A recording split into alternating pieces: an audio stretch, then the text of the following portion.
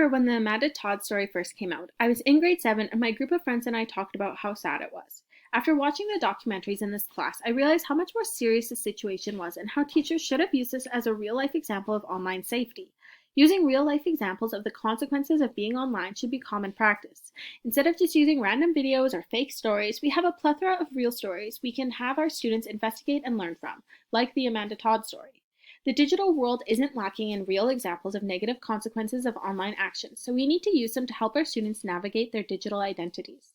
Most students have grown up using technology, which means they have some digital literacy skills, but we want to make sure they have good digital literacy skills. Teaching students about online safety and what makes up an appropriate or inappropriate post is a part of this. Another part of digital literacy is determining what information online is real compared to the plethora of fake news out there. Honestly, I didn't realize the complexities of fake news, like the 7 different types of information and misinformation. As educators, we need to teach students that not everything they are reading online is true, and just because it may support your beliefs doesn't make it true. It is important to branch out and read information from all sides of a situation instead of staying in your media bias bubble. One great activity that we did in class this semester was cyber sleuthing our classmates. Before learning about this, I had no idea there was a technical term for this act. The amount of information you can simply find from a simple Google search on a person is pretty impressive. It also made me realize how important it is to have a positive digital identity.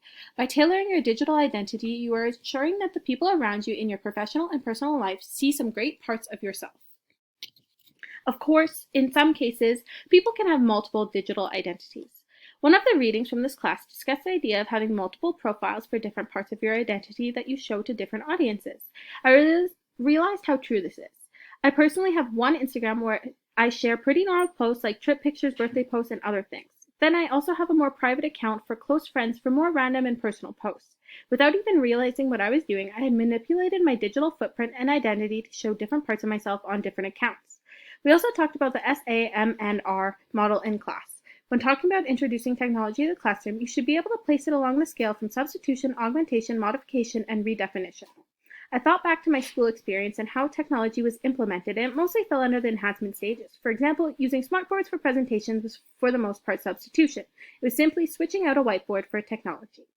There's nothing wrong with this, but we should be thinking about ways we can use technology to transform education. Some fun ways I think that using a technology in the classroom could get to the modification and redefinition stages would be to do a virtual field trip or to interview people from around the world. In these cases, technology is allowing for us to do things that were previously not possible. Thanks so much for watching, and I hope you enjoyed learning about what I learned in EdTech 300.